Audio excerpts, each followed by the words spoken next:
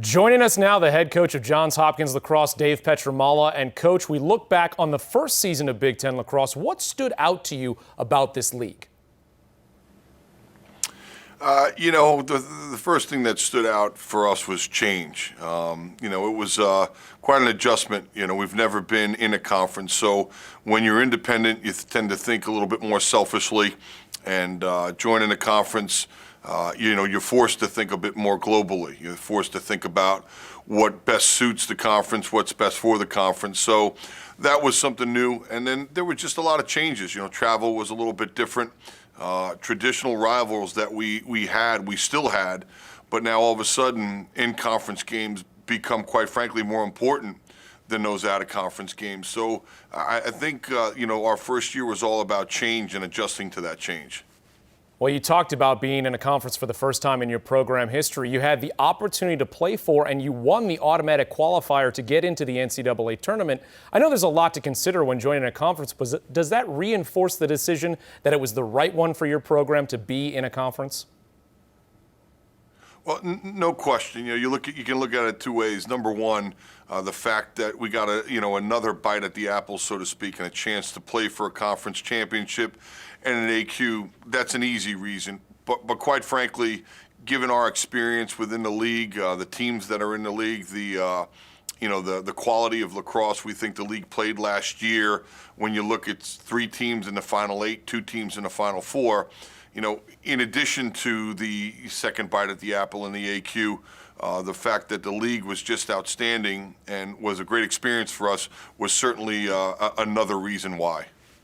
You lost several key contributors from last year, including long stick midi and Michael Pellegrino. I know you cannot replace the leadership he brought to your team, but who have you looked to in the offseason and coming into this year to fill in for some of that leadership responsibility? Well, there's no question we lost some important leaders, and we lost a lot of personality. When you lose a guy like Mike Pellegrino and Stanwyck, 2 of our captains, that's a big loss. And I'm not necessarily sure you replace those guys with one individual. We've been blessed. We think we have great leadership potential.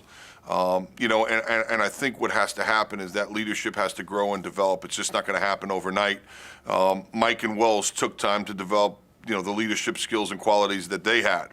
So, this year, guys like Ryan Braun, John Crawley, Matt O'Keefe, and Derek Campbell, those are 4 of our captains, 3 of which are, important role players on our team. Matt O'Keefe is an emotional guy. He's pretty much the voice of the team. John Crawley is a guy that, does a little bit of everything. He's one of our hardest workers. He's one of our best players. And then obviously Ryan Braun, is a guy who's going to do a lot of leading on the field. He'll direct the offense, and he'll really help with the loss of Wells down that end of the field. Well, speaking of Ryan Braun, he set a single-season record for Johns Hopkins with 61 goals scored. If you think back to when you were playing and you're considered one of the best defenders of all time in the game, how would you defend Ryan Braun if you were in your prime? If I was in my prime and I had to defend Ryan, I guess I'd catch him when he got off the bus and maybe not let him out of the locker room. I'd try to, keep him in the locker room. You know what? Ryan's a pretty dynamic player, and one of the things I've constantly said, and I think it's pretty surprising to people, is that I think Ryan's capable of more, and he needs to do more. One of those areas is as a leader.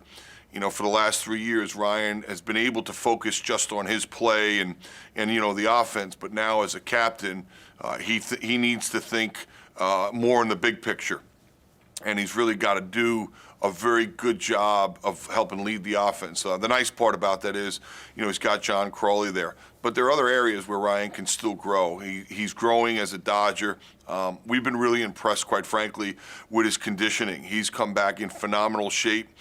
He leads the teams in runs. He's working hard in the weight room. He's setting a great example for this team. And those are some of the things that we feel Ryan has always had the ability to do, but now is being kind of forced into a role where he's got to do more of it. And the good part is that he's answering the bell there. He's actually stepping up and doing those things. Well, switching to the defensive side, you lose Eric Schneider, who was in cage for you last year. Have you found someone who's already going to be the starter for you, or is that his ongoing battle coming into the season? You know, that's going to be an ongoing battle in the goal. Where we may take that to the end of the preseason, and we just feel like we need to give everybody a quality look. We need to provide everybody with an opportunity to show what they can do. We'd like to see them in pressure situations, and while scrimmages are not quite games, you know, when you play the defending national champion in Denver and in a quality team like Georgetown, you know, we'll certainly be faced with you know, the task of defending good teams. You know, for this team, quite frankly, our leadership is our greatest need, and that's going to be a huge focal point for us throughout the year. And then the other area where we really need to step to the forefront is the defensive end. For us to be successful, you know, those two areas are keys for us. Well, for the second straight year, you brought in the #1 recruiting class in the nation, according to Inside Lacrosse magazine. Out of that group, who do you expect to have an immediate impact for you this season?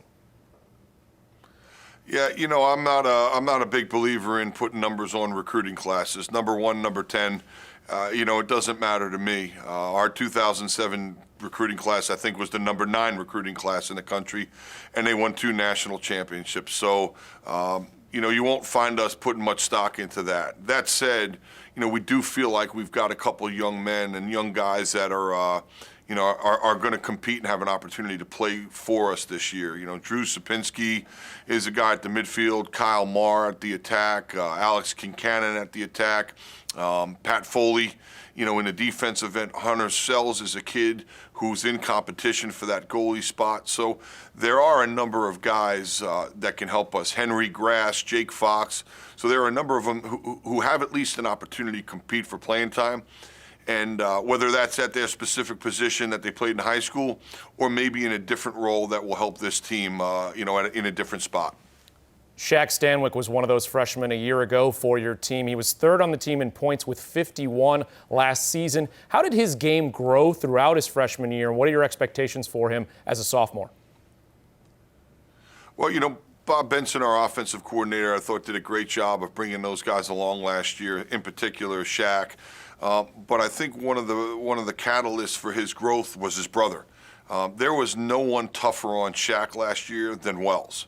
And when he wasn't in the right spot, before Coach Benson could get to him and let him know, Wells was already on him. If he didn't, you know, give 100% on a play, you know, Wells was in his hip pocket already, letting him know. So that was very beneficial for us to have Shaq, you know, experience that and learn from his older brother. You know, and now obviously he's going to be expected to take on a greater workload. I'm not sure that a sophomore steps in and becomes Wells Stanwyck. Wells wasn't Wells Stanwyck, you know, his sophomore year. He didn't play like he did his senior year. So we're going to need other guys like John Crowley and Ryan to assume some more leadership and take on some more responsibility there. But what we've been pleased at is the things that Shaq needs to work on, being a little bit more assertive and aggressive, working in the weight room, getting a little bit more involved above the goal instead of just behind the goal. He's working on those things, and quite frankly, in essence, we need him to be an extension of Coach Benson on the field, and he's spent a lot of quality time with Bobby off the field in the office, so we're excited about the potential that he has. You have a long season coming up before the Big Ten tournament, but this year you host it at Homewood Field. What do you expect the atmosphere to be like in May in Baltimore? Well, the atmosphere at Homewood Field is electric. You know, it's like the Yankee Stadium of lacrosse fields, and you know, we feel very blessed to play there. And now to have the Big Ten tournament be held in Baltimore at, you know, the most historic lacrosse field in the country, you know, that's a privilege for us. So we're excited.